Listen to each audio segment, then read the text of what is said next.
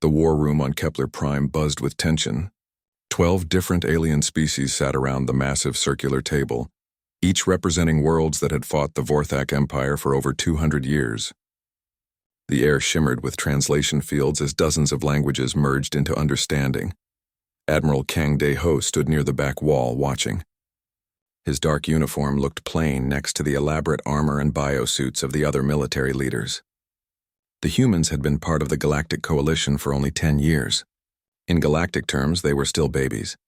The Nexari representative, Veltar, spoke without moving his mouth. His words appeared directly in everyone's mind through telepathy. The Vorthak have taken 3 more star systems, Caldris Nexus 7 and the mining colonies of Vectar Prime. Our losses are becoming critical. Zephys Prime Unit, the Althari delegate, projected holographic data above the table. The blue-skinned android's voice carried no emotion. Casualty calculations show 47,000 coalition vessels destroyed in the past month. Vorthak forces advance using predictive algorithms that counter our standard tactics with 94.7% accuracy. Captain Lee Taeman shifted beside Admiral Kang. The Special Forces officer had scars on his hands from missions the Coalition considered too dangerous for humans. His jaw tightened as he listened to the numbers. Corvin War Chief Brutok slammed a massive fist on the table. His species looked like walking tanks bred for warfare over thousands of years. Numbers mean nothing. We must strike at their heart worlds before they grow stronger. Impossible, said Veltar, his mental voice cold. Our intelligence shows they expect such an attack. They have prepared massive defense fleets around their core systems. Dr. Park So-jin stepped forward from where she had been studying the tactical displays. The xenobiologist had spent 5 years researching Vorthak behavior patterns. Most of the aliens barely acknowledged her existence. If I may speak, she said quietly. The room fell silent, but not from respect. Several alien delegates exchanged looks that clearly said they wondered why a human was even present.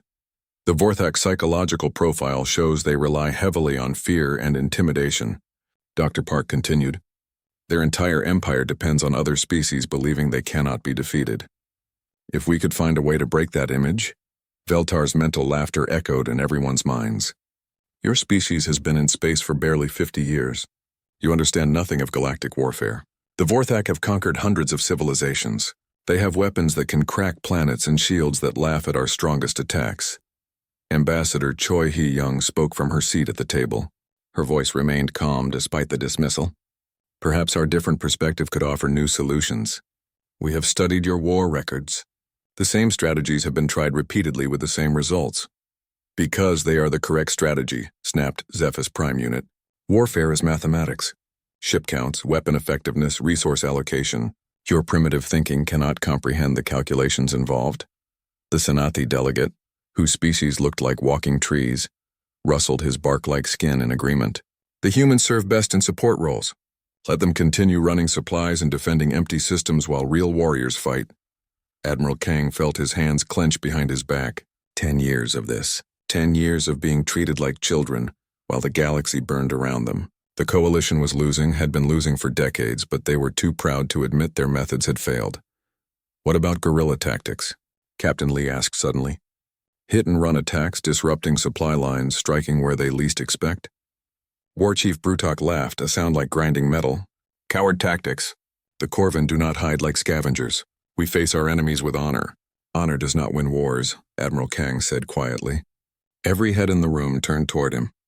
He stepped forward, hands clasped behind his back. Victory wins wars. Sometimes victory requires doing things others consider beneath them. Veltar's mental voice dripped with condescension. And what would humans know of victory? Your species has never won a major engagement against any serious opponent. You fight among yourselves with chemical explosives and metal projectiles. You barely understand quantum mechanics. The room filled with alien murmurs of agreement. Dr. Park felt her face flush with anger, but she kept her expression neutral.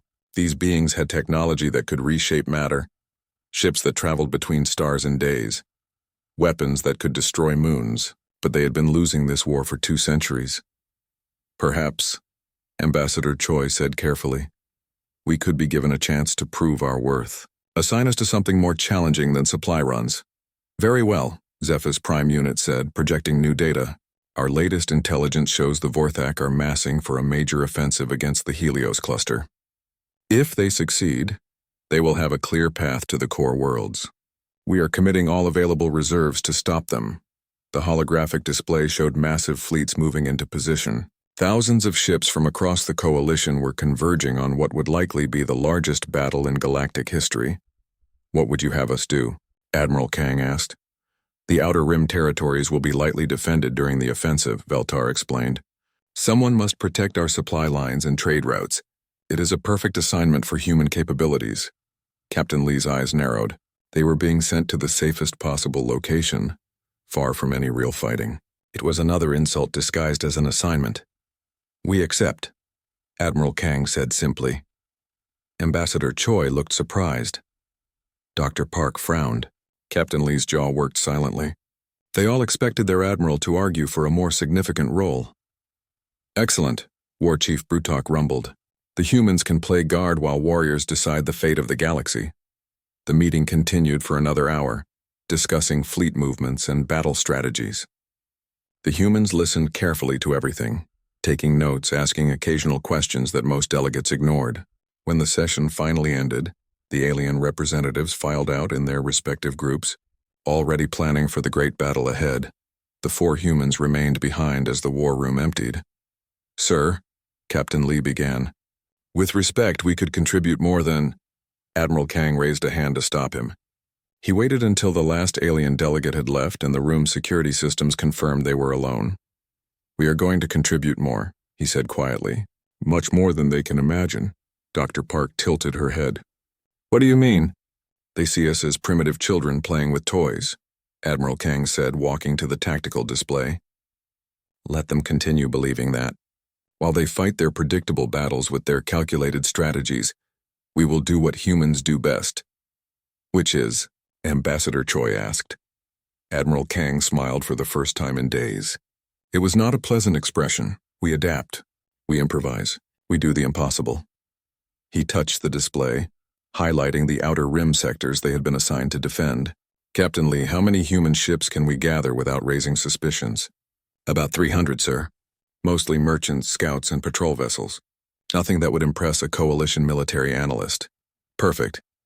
Dr. Park, I need you to compile everything you know about Vorthak biology and psychology. Everything the coalition has ignored because it didn't fit their civilized standards. Yes, sir. But what are you planning? Admiral Kang studied the star map, his mind already working through possibilities the aliens had never considered. The coalition fought like chess masters, moving pieces according to ancient rules and established patterns. The Vorthak had learned to counter every move, but humans had never been good at following rules. We are going to remind this galaxy why Earth's history is written in blood, he said softly. While they fight for territory and tactical advantage, we are going to fight to win completely, finally, no matter what it takes. Ambassador Choi felt a chill run down her spine. She had read Earth's military history. Humanity had spent thousands of years perfecting the art of warfare, not for honor or glory but for survival. They had learned lessons that more civilized species had never needed to face. The coalition thinks we are weak because we are young, Admiral Kang continued. They will learn the difference between inexperience and restraint. We have been holding back, trying to fit into their way of war. No more. He turned to face his officers, and they saw something in his eyes that made them understand why humanity had survived long enough to reach the stars. Signal all human commanders. Implement Protocol Aegis. It is time to show this galaxy what happens when humans stop playing by other people's rules. The war for the galaxy was about to change forever. 3 weeks after the meeting on Kepler Prime, Captain Lee Taman crouched in the shadows of a Vorthak supply depot. His black combat suit made him nearly invisible against the dark metal walls. Behind him, 5 other human soldiers waited for his signal. The depot orbited a dead moon in what the Coalition considered empty space. The aliens had never bothered to scout this far into the outer rim. They thought nothing important happened here. They were wrong. Lee pressed his finger to his earpiece. Command, this is Ghost Team. I count 47 Vorthak soldiers, all carrying standard plasma rifles. No heavy weapons visible. Admiral Kang's voice crackled back through the encrypted channel. Confirmed, Ghost Team. Dr. Park's analysis shows their armor is weakest at the neck joints. Avoid energy weapons. Use projectile rounds only. Understood, sir. Lee had questioned the order at first. Human projectile weapons seemed primitive compared to Coalition energy rifles. But Dr. Park had spent weeks studying captured Vorthak equipment. She discovered something the other species had missed. Vorthak bioarmor was designed to absorb and redirect energy. Solid bullets, however, punched right through it. The Coalition scientists had been too sophisticated to test such simple weapons. Lee signaled his team. They moved like shadows using maintenance tunnels and air vents that no civilized species would consider as attack routes. The Vorthak had built their depot to defend against frontal assaults by heavily armed fleets. They never imagined enemies crawling through their waste disposal systems.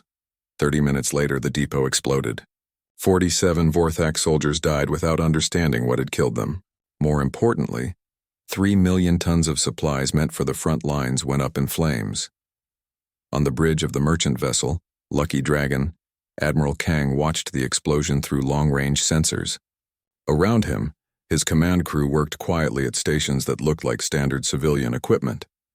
The Coalition would see nothing suspicious about a simple trading ship. That makes Depot Number 12, reported Commander Yoon Jin-woo, his intelligence officer.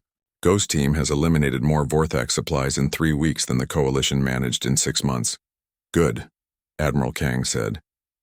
But we are just getting started. What about the other operations? Dr. Park So-jin looked up from her research station. She had dark circles under her eyes from working 18-hour days. The biological agent is ready for testing. We can deploy it on the next target. Admiral Kang nodded.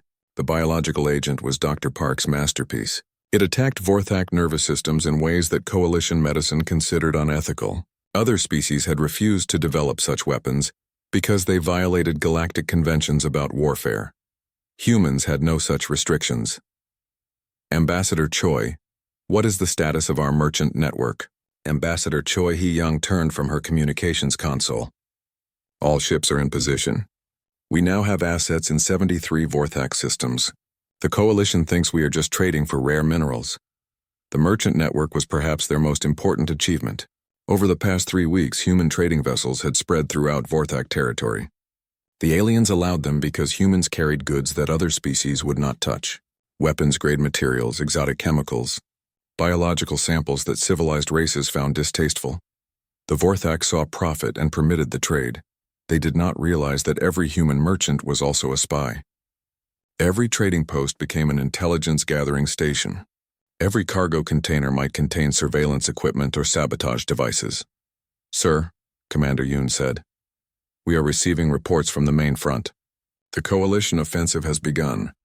Admiral Kang studied the tactical display. Thousands of alien ships were engaging Vorthak forces near the Helios cluster.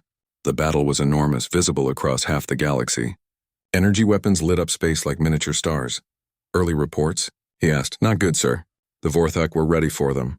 They have been using the same tactics for 200 years. Feltar's telepathic coordination, Zeph's prime unit's mathematical strategies, War Chief Brutok's frontal assaults. The enemy adapted their defenses accordingly. Dr. Park shook her head. They never learned. The Vorthak Empire has detailed records of every Coalition battle for the past century. They know exactly how each species fights. But they have no records of how humans fight, Admiral Kang said quietly. We have never shown them our true capabilities. On the display, Coalition casualty reports began flowing in. The alien fleets were taking massive losses. Their predictable attack patterns made them easy targets for Vorthak defensive systems. Should we offer assistance? Ambassador Choi asked. Not yet. Let them exhaust themselves. Both sides. When they are weak, then we act. Captain Lee's voice came through the communication system. Admiral, Ghost Team has reached Target Echo, requesting permission to proceed. Target Echo was a Vorthak communication relay station. It coordinated supply shipments across 3 star systems. Dr. Park had identified it as a critical weakness in their logistics network. Permission granted, Captain. Full deployment. Understood, sir. Beginning biological agent release in 3 minutes. Admiral Kang watched the timer count down. In 3 minutes, Dr. Park's weapon would be tested in actual combat for the first time. If it worked as designed, every Vorthak in the station would be dead within an hour. Sir, Commander Yoon said nervously, are we sure about this? Using biological weapons crosses lines that even the Corvin respect. The Corvin are losing, Admiral Kang replied. Honor is a luxury we cannot afford. The Vorthak do not fight with honor. They fight to win. So will we. Dr. Park monitored her readings carefully. The biological agent was invisible, odorless, and specifically designed to target Vorthak physiology. It would not harm other species. Coalition medical ethics had prevented such research for centuries. Human medical ethics were more flexible. Deployment successful, Captain Lee reported. Beginning extraction. 1 hour later, the communication relay went silent. 3 star systems lost coordination with their supply networks. Vorthak fleets at the front line suddenly found themselves short of ammunition and replacement parts. It worked perfectly, Dr. Park said with satisfaction. The agent killed every Vorthak in the station but left their equipment undamaged. We can study their technology without interference. Admiral Kang smiled grimly. Excellent. How quickly can we produce more of the agent? I can have enough for 10 more deployments within a week. Do it. Commander Yoon, signal our merchant ships. Begin Phase 2 of the operation. Yes, sir. What should I tell them? Tell them it is time to stop pretending to be merchants. Across Vorthak space, human trading vessels began their true mission. In cargo holds that had carried luxury goods, teams of engineers assembled sabotage devices. Communication equipment that had seemed like simple trade computers began broadcasting false information into Vorthak military networks. The humans had spent 3 weeks learning everything about Vorthak systems, culture, and weaknesses. Now they began to use that knowledge. On the mining world of Threshkar, the human trading post suddenly exploded, taking half the planet's refining facilities with it. The Vorthak blamed equipment failure. Near the fortress world of Vekthul, a human cargo ship suffered an apparent engine malfunction. When Vorthak rescue vessels approached, the ship exploded with enough force to cripple 3 military cruisers. In the 7th Fleet's home system, Vorthak communication networks began receiving false orders. Ships moved to defend against attacks that did not exist. Supply convoys traveled to empty coordinates. Sir, Commander Yoon reported, we are getting confirmation from all sectors. Phase 2 is succeeding beyond our projections. Admiral Kang studied the reports flowing in from across Vorthak territory. In just 1 day, human operations had caused more damage to enemy infrastructure than the Coalition had managed in months. The Vorthak are beginning to realize something is wrong, Dr. Park said. Their internal communications show increasing paranoia. They are starting to question every merchant vessel, every trade agreement. Good. Paranoia will slow their response time. Ambassador Choi, have any of our ships been exposed? 3 vessels have been questioned, but their cover stories held. The Vorthak still believe we are just traders seeking profit. Maintain that deception as long as possible. Captain Lee, what is the status of the special equipment? Ready for deployment, sir. The modified Coalition weapons are showing excellent test results. When combined with our new tactics, they should be very effective. The special equipment was Admiral Kang's secret project. While the Coalition had given humans their outdated ships and obsolete weapons, human engineers had been busy. They stripped down alien technology and rebuilt it to human specifications. Coalition energy weapons were designed for long-range, precise combat between large fleets. Human engineers made them smaller, faster, and capable of being fired from hiding spots. Alien shields were programmed to deflect known weapon types. Human programmers inserted code that made them vulnerable to attacks the galaxy had never seen before. Sir, Commander Yoon said urgently. Priority message from the front lines. Admiral Kang accepted the transmission. Feltar's mental voice filled the bridge, carrying exhaustion and desperation. All Coalition forces, this is emergency command. The Helios offensive has failed. We are retreating to defensive positio. The emergency Coalition Council meeting began with silence. Around the circular table on Kepler Prime, the alien representatives sat in defeat. Their great offensive had failed. 3 months of preparation, thousands of ships, millions of lives, all wasted against Vorthak defenses. Veltar's mental voice carried exhaustion. Casualty reports are still coming in. We lost 60% of our fleet strength. The Nixari lost 4 entire battle groups. Our telepathic coordination proved useless against their jamming technology. Zephyr's Prime unit projected holographic data with mechanical precision. Strategic analysis confirms total operational failure. Vorthak counteroffensive capabilities remain at 97%. Our remaining forces cannot mount effective resistance. War Chief Brutok's armor bore fresh battle scars. My warriors fought with honor. But honor does not stop plasma torpedoes. The enemy has weapons we cannot match. Admiral Kang Dae-ho listened from his position near the wall. The humans had been invited to this meeting, but only as observers. The coalition still did not trust them with important decisions. The Vorthak will reach the core worlds within 6 months, said the Senathi delegate, his bark-like skin rustling with fear. Our industrial centers, our population centers, everything we have built over millennia will be destroyed. Ambassador Choi Hee-young spoke quietly. Perhaps it is time to consider alternative strategies. Several alien delegates turned to look at her. Their expressions ranged from desperate hope to bitter anger. What alternatives? Veltar asked. We have tried every conventional approach. The Vorthak counter every tactic we develop. They learn from our mistakes faster than we can adapt. There are unconventional approaches, Admiral Kang said. He stepped forward, hands clasped behind his back. Methods that civilized species might find disturbing. Zephys Prime Unit calculated rapidly. Human military capabilities remain insufficient for direct engagement. Your fleet strength represents less than 3% of coalition forces. Fleet strength is not the only measure of military power, Dr. Park So-jin said from her position beside the Admiral. Sometimes the smallest forces can achieve the greatest victories. War Chief Brutok laughed bitterly. Pretty words, but the Vorthak do not fear poetry. They fear superior firepower and strategic position, both of which they possess, do they? Admiral Kang asked. He gestured to Captain Lee Tae-min, who activated a portable display device. The hologram showed Vorthak territory, but something was wrong. Red warning symbols flashed across dozens of star systems. Supply lines showed massive disruptions. Communication networks displayed significant gaps. What is this? Veltar demanded, his mental voice sharp with confusion. Intelligence gathered over the past 3 months, Captain Lee replied.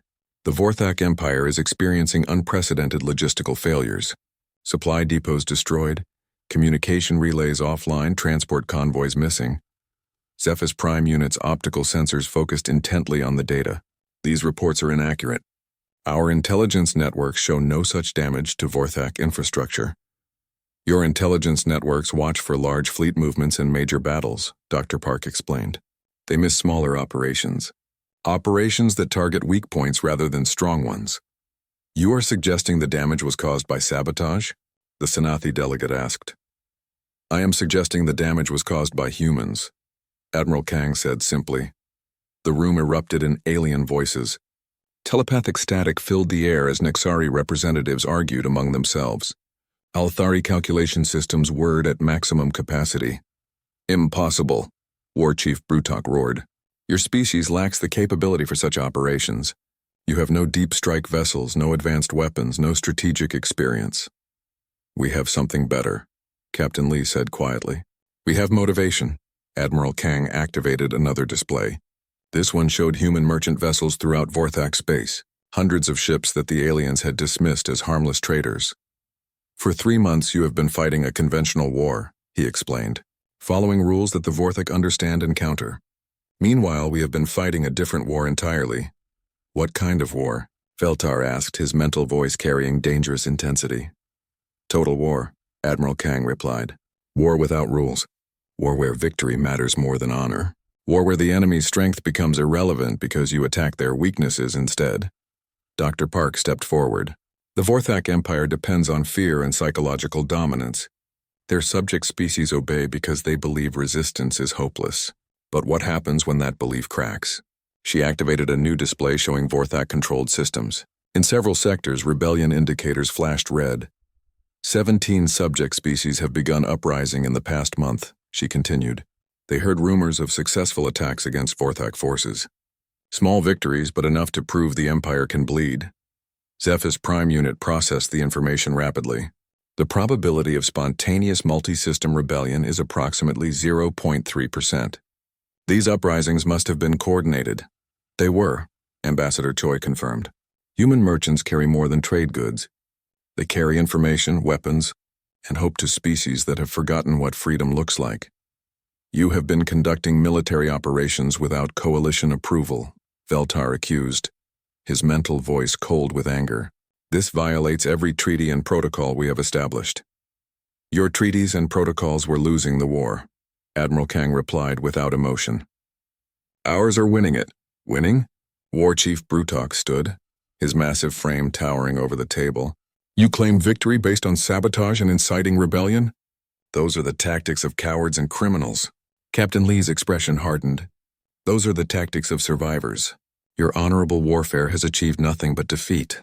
Our cowardly methods have crippled their supply lines and turned their empire against itself. Show them the weapon data, Admiral Kang ordered. Dr. Park hesitated. Sir, that information is classified under Protocol Aegis. Show them. Dr. Park activated another display. The hologram showed detailed biological and chemical analysis of Vorthak physiology. We have developed weapons specifically designed to exploit Vorthak biological vulnerabilities, she explained. Toxins that target their nervous systems, viruses that attack their immune responses, chemical agents that break down their bioarmor. The alien delegates stared in horror. Such weapons violated every galactic convention about acceptable warfare. These weapons are monstrous, the Senathi delegate whispered. No civilized species would create such things. No civilized species was winning the war, Dr. Park replied calmly. We analyzed the problem and developed solutions. If you find our methods disturbing, blame the Vorthak for forcing us to use them. Veltar's mental voice carried revulsion. You speak of genocide, of biological warfare that could destroy entire species. We speak of victory, Admiral Kang said, something this council has forgotten how to achieve. Even if these weapons work, Zephyr's prime unit calculated, deployment would require massive fleet support. Human ships cannot penetrate Vorthak defensive perimeters. Human ships do not need to penetrate their defenses, Captain Lee explained. We are already inside their territory. Our merchant network has assets in every major Vorthak system. Merchant vessels cannot deploy military-grade weapons, War Chief Brutok objected. Can they not? Admiral Kang smiled coldly. Captain Lee, show them the Trojan Protocol. Captain Lee activated a final display. It showed the internal structure of a typical human cargo ship, but the cargo holds contained military equipment. The crew quarters housed special forces teams. The engines had been modified for combat operations. Every human merchant in Vorthak space is actually a warship in disguise, Captain Lee explained. We have been building our attack fleet under their noses for 3 months.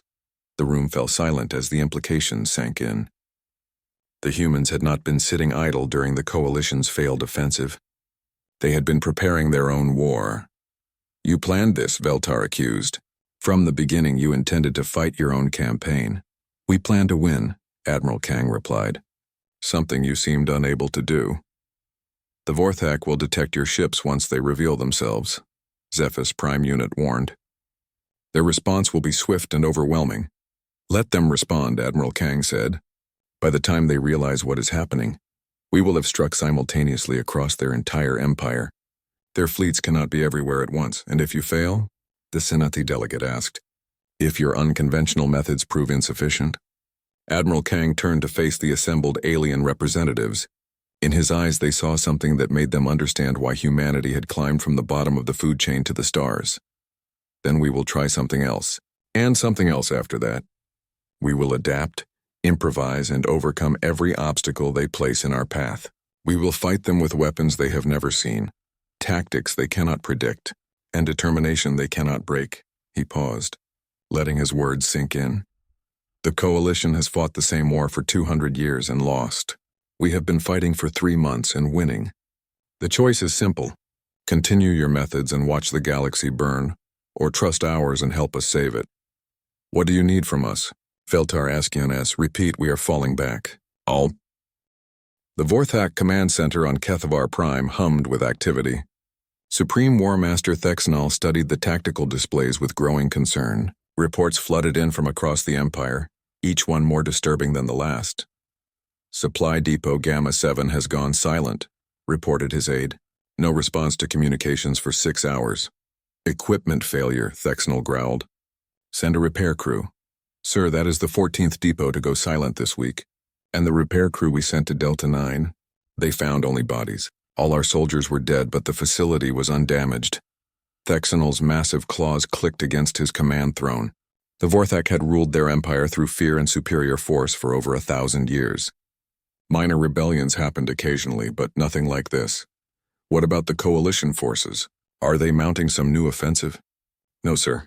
Our spy networks confirm they are still retreating from the Helios defeat. Most of their fleet strength remains in defensive positions around their core worlds. Then who is attacking our supply lines? Before the aide could answer, alarms began screaming throughout the command center. Emergency lights flashed red as data streams cascaded across the main display. Report, Thexanol roared. Sir, we are receiving distress signals from 17 systems simultaneously. Attacks on military bases, supply convoys, communication arrays, all happening at the same time. Thexanol felt cold fear creep up his spine. The coalition had never managed coordinated attacks across multiple systems. Their species were too different, their command structures too rigid. Show me the attack vectors. The display revealed something impossible. Attacks were coming from inside Vorthak territory, from ships that had been operating normally just hours before. Merchant vessels, supply transports, even some of their own converted cargo ships. How are coalition forces penetrating our defenses without detection? Sir, the aide said hesitantly, the attacking ships, they are not coalition vessels. Our sensors identify them as human merchants. Humans? Thexanol laughed harshly. The weakest species in the galaxy. The ones who run supply missions for their betters? Sir, perhaps you should see this. The aide activated a recording from Supply Base Omega-4. The hologram showed the final moments before the base went dark. A human cargo ship approached, requesting permission to dock. Standard procedure, nothing suspicious. Then the cargo ship opened fire. But these were not the primitive weapons Vorthak intelligence had reported. Energy beams tore through the base's shields like they were made of paper. The ship's hull opened to reveal military-grade missile launchers. Vorthak soldiers who tried to respond found their bioarmor dissolving under clouds of strange chemicals. In less than 10 minutes, the entire base was destroyed. This is impossible, Thexanol said. Human technology cannot penetrate our defenses. Sir, we are receiving a transmission from the attacking ship. Put it through. The hologram shifted to show a human in black military uniform. Thexanol recognized the rank insignia of a captain, though he had never seen this particular human before. Attention, Vorthak forces, the human said calmly. I am Captain Lee Taman of the Human Liberation Fleet. Your base has been destroyed. Your soldiers are dead. This is just the beginning. You dare threaten the Vorthak Empire? Thexanol snarled at the recording. Captain Lee seemed to look directly at him through the screen. We do not threaten. We promise. For too long, your empire has brought suffering to innocent species. That ends today. The transmission cut off. Thexanol stared at the blank screen, his mind racing. Human Liberation Fleet? He had never heard of such a thing. Sir, the aide said urgently, we are receiving more attack reports. 23 systems now. The attacks are spreading. Deploy our defensive fleets. Crush these insects before they can cause more damage. Which systems, sir? The attacks are happening everywhere at once. Our fleet cannot be in all places. That was the nightmare scenario Vorthak strategists had feared for centuries. An enemy that could strike anywhere, anytime without warning. Their empire was vast, but their forces were concentrated in specific areas. They relied on fear and rapid response to maintain control. Sir, incoming priority transmission from Admiral Kethmore. The hologram showed a Vorthak fleet commander, his usually calm demeanor replaced by panic. War Master, my fleet is under attack by unknown forces. The enemy ships appear to be modified civilian vessels, but they carry weapons I have never seen. My shields are failing. They are using some kind of chemical weapon that burns through our hull armor. How many enemy ships? Thexanol demanded. I count over 50 vessels, but they appeared from nowhere. Our sensors showed only empty space, then suddenly they were there, firing from all directions. Use the fear protocols. Show them the price of defying the Empire. Sir, the fear protocols are not working. These humans seem immune to psychological warfare. They fight like machines. No, worse. They fight like predators. The transmission ended abruptly. Thexanol's aide looked terrified. Sir, Admiral Kethmore's fleet has gone silent. All ships destroyed. Thexanol felt his world crumbling. An entire fleet destroyed by primitive humans using modified cargo ships? It should have been impossible. Get me intelligence division. I want to know everything about these humans. How did they acquire such weapons? How did they coordinate such attacks? Sir, Intelligence Division is not responding. Their facility on Nexus 12 was destroyed 4 hours ago. For the first time in his long military career, Thexnal felt genuine fear. The humans had not just attacked military targets. They had eliminated the Empire's ability to gather information and coordinate responses. Sir, we are receiving reports from the outer territories. Several subject species have declared independence. They are attacking our garrison forces. Which species? All of them, sir. The Kalari, the Threx, the Vespatai, even the Gorthek. It is like they planned this together. Thexnal realized the horrible truth. The humans had not just attacked the Empire's military forces. They had organized a galaxy-wide rebellion. Every species the Vorthak had conquered was rising up at once. How is this possible? How did the humans coordinate with so many different species? His aide pulled up intelligence reports from the past several months. Sir, human merchant ships have been visiting these systems regularly.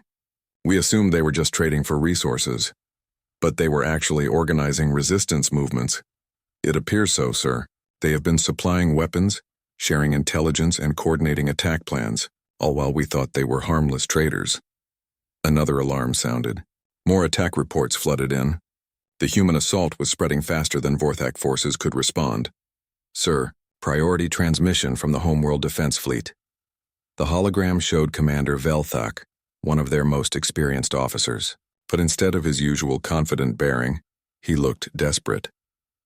Warmaster, unknown human forces have appeared in the home system. They are attacking our orbital defense platforms with weapons that ignore our shields. Request immediate reinforcement. How many ships? Thexnal asked. I count nearly 200 vessels, but they keep appearing.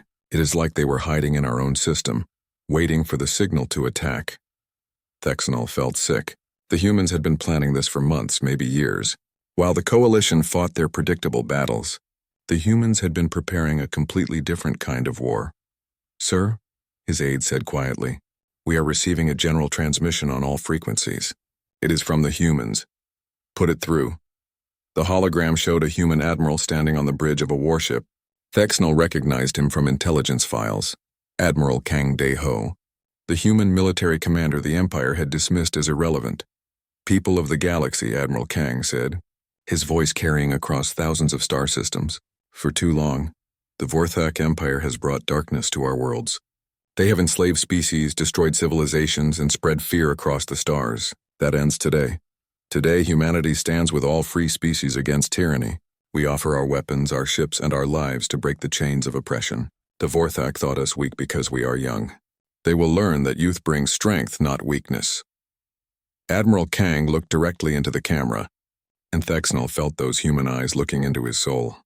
To the Vorthak Empire, we say this: surrender now and we will show mercy. Continue to fight, and we will show you why humanity survived long enough to reach the stars. We are coming for you, all of you, and we will not stop until every slave world is free.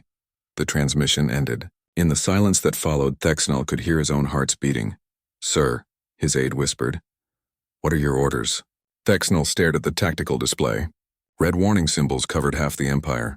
Rebellions were spreading. His fleets were being destroyed by an enemy he had never taken seriously.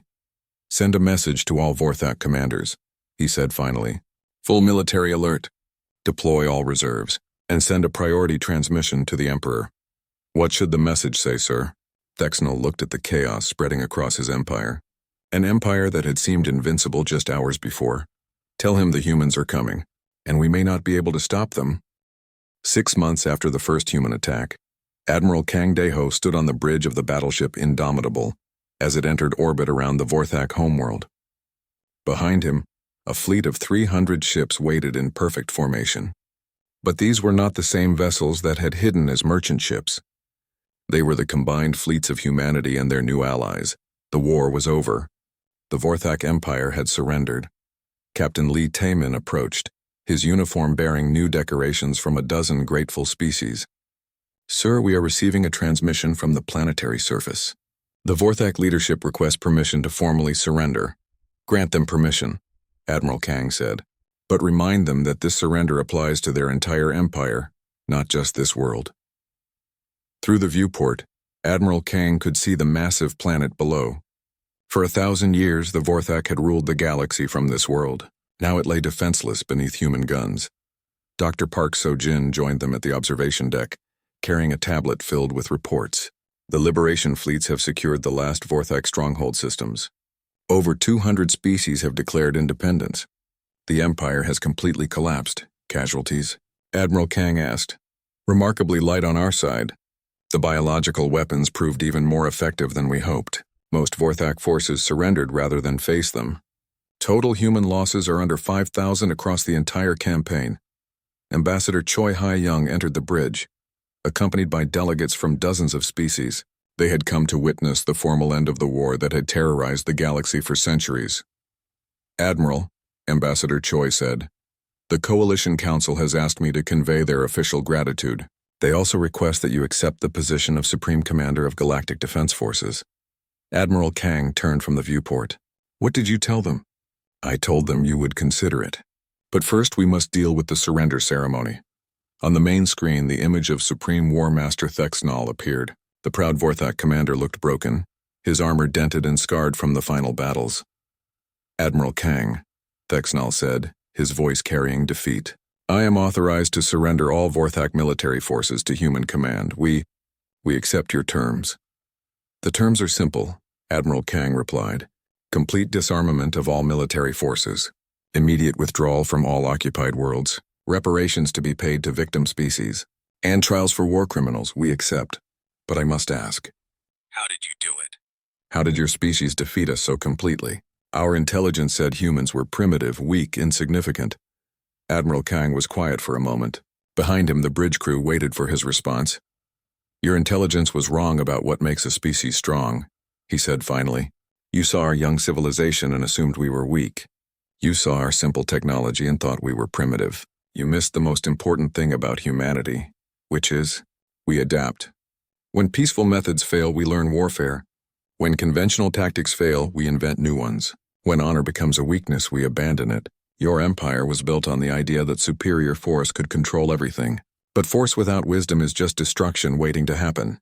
Thexanal's image flickered as explosions lit up the sky behind him. The last Vorthak defense systems were being dismantled by Liberation forces. Our empire lasted 1,000 years, he said bitterly. And it fell in 6 months, Captain Lee added, because you never learned the most important lesson in warfare, which is, your enemy gets a vote too. The transmission ended. Admiral Kang turned to address the assembled delegates. Representatives of the free galaxy, he began. Today marks the end of the Vorthak Empire, but it also marks the beginning of something new. We cannot simply return to the old ways. The galaxy has changed. Veltar, the Nexari delegate, stepped forward. His mental voice carried respect instead of condescension for the first time. Admiral Kang, what do you propose? A new alliance. Not based on the superiority of any single species, but on the strengths each brings to the whole. The Nexari have telepathic abilities we cannot match. The Althari have computational power beyond human capability. The Corvin have warrior traditions that span millennia. War Chief Brutok, his armor still bearing scars from the final battles, nodded slowly. And humans bring the ability to think differently, to see solutions others miss. Exactly. The Vorthak Empire fell because it relied on fear and rigid thinking. Our new alliance will be built on cooperation and adaptive strategy. Dr. Park activated a holographic display showing the former Vorthak territory. We have identified over 300 species that need assistance rebuilding their civilizations. Some have been enslaved for centuries. They will need time, resources, and protection. Humanity volunteers to lead the reconstruction efforts, Ambassador Choi announced. We have experience building from nothing, and we understand what it means to fight for freedom.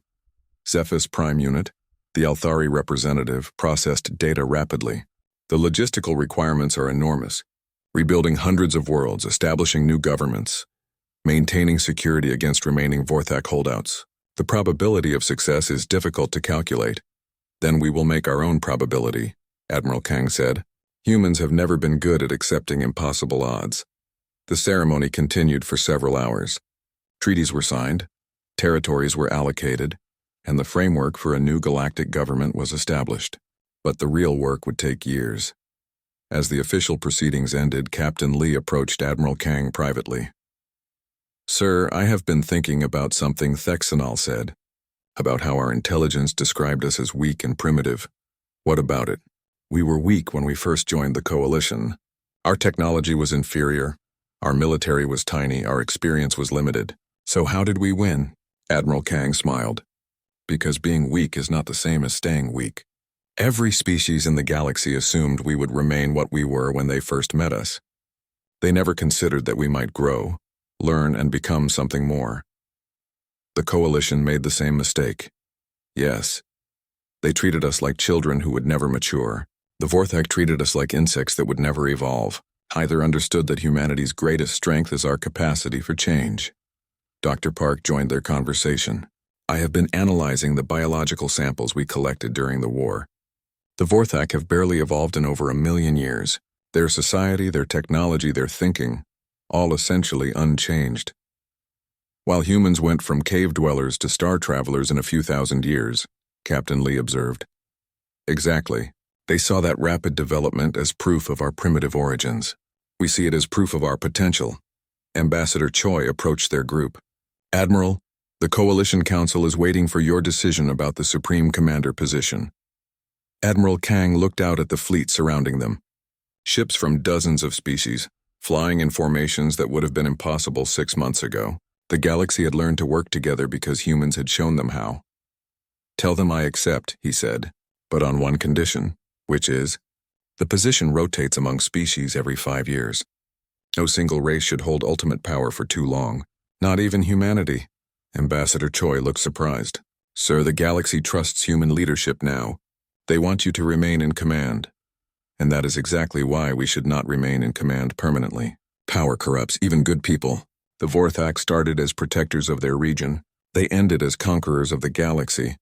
You are refusing absolute power, War Chief Brutok asked, having overheard the conversation.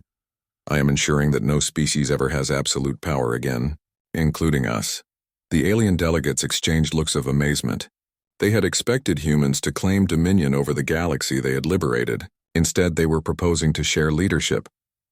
This is why the galaxy trusts you, Veltar said, his mental voice carrying deep respect. You could rule us all, but you choose not to. We choose to serve instead, Admiral Kang replied.